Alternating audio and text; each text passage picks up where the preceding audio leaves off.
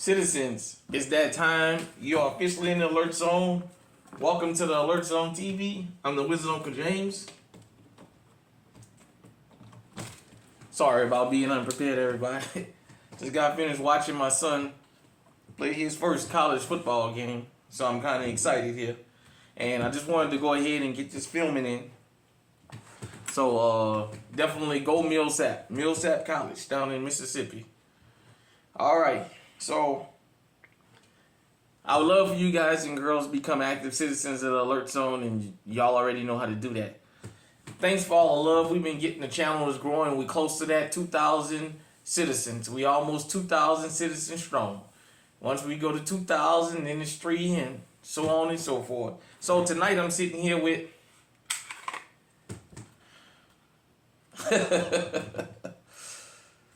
my High Point Model JCP Chamberlain 40 Smith & Wesson. Safe control environment, clear for YouTube.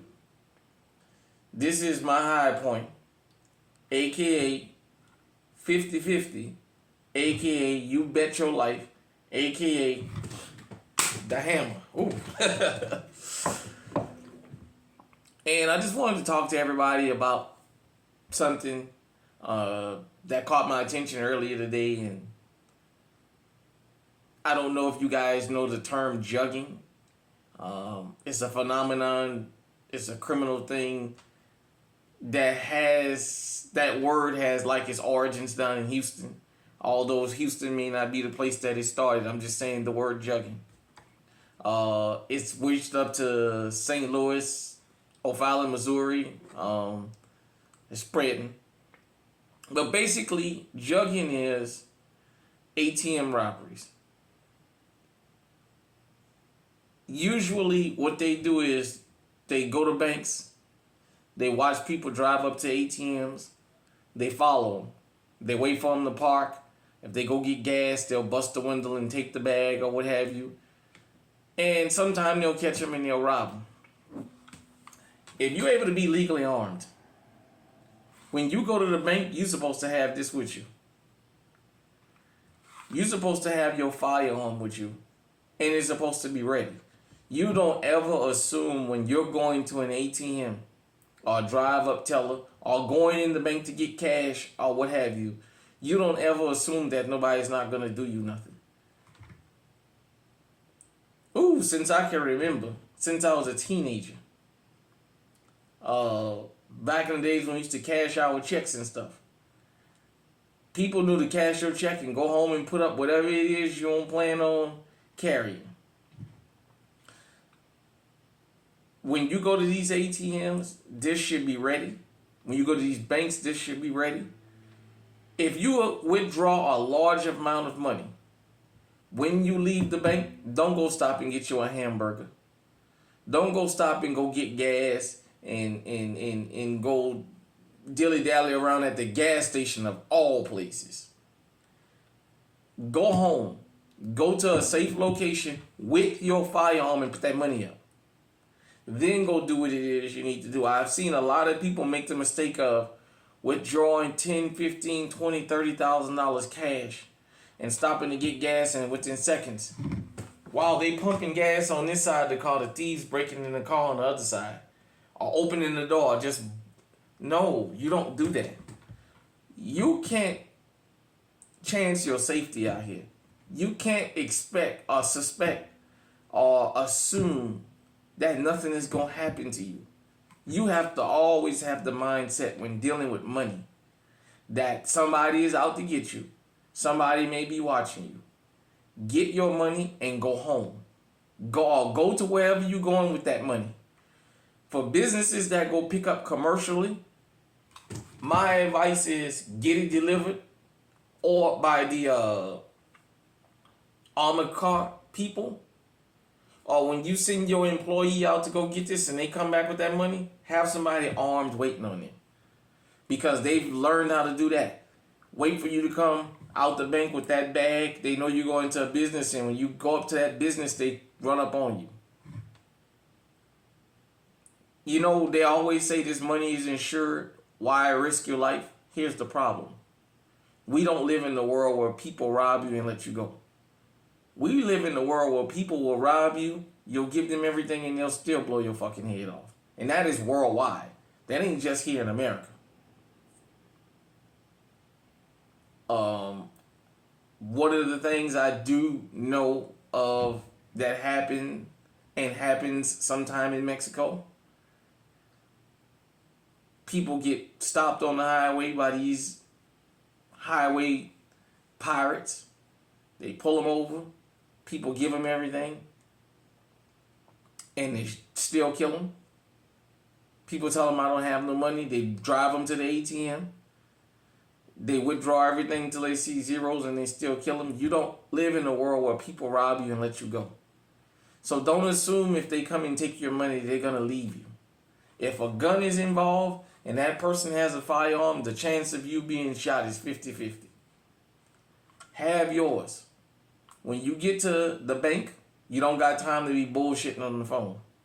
You don't have time to be FaceTiming your grandchildren or your daughter or your whoever. You don't have time for that. You call them back. Hey, look, let me take care of this business. I'll call you right back.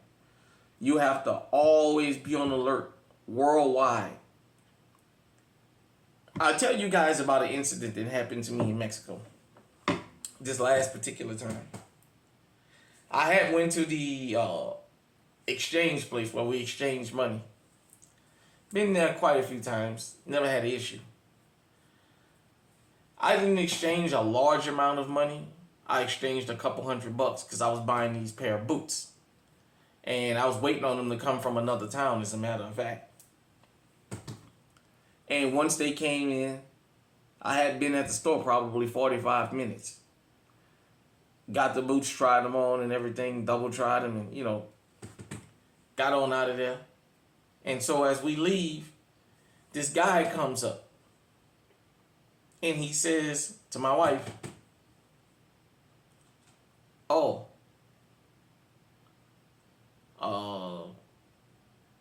you guys want to exchange some money?" And she tells him, "Well, no." So he's making it seem like he'll exchange dollars for pesos. If we give him dollars, he'll give us pesos.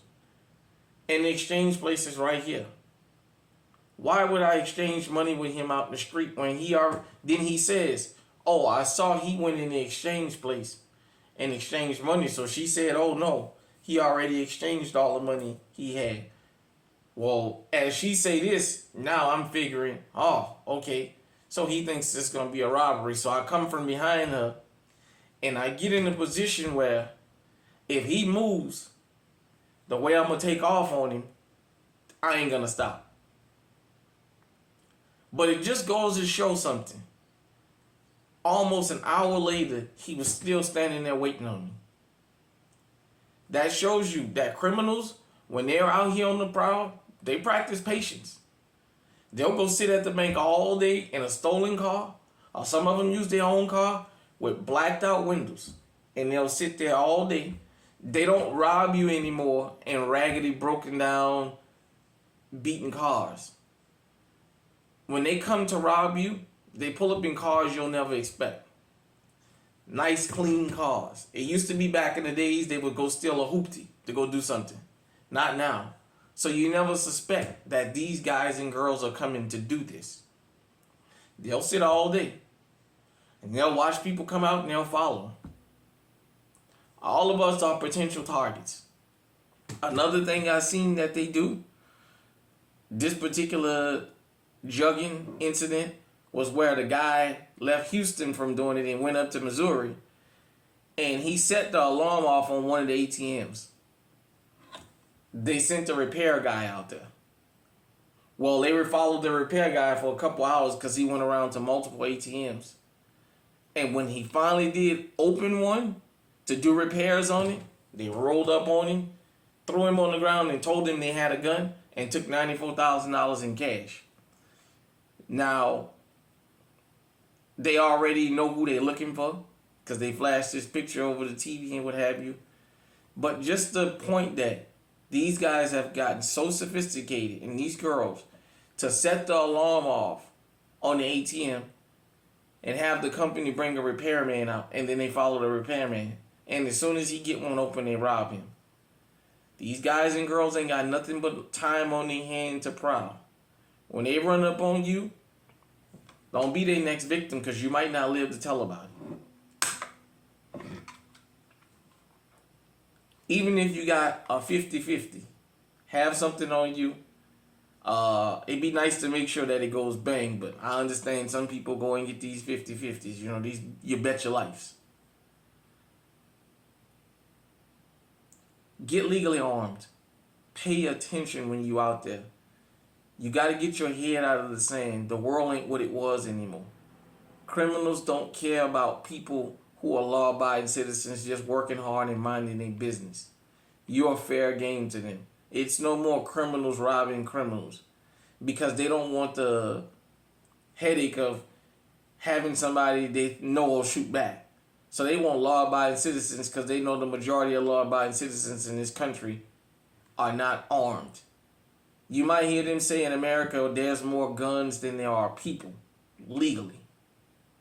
The problem with that is that's true. But what's also true is the majority of us that's legally armed own multiple firearms. So where there might be more guns than people, it's not like everybody owns guns like that.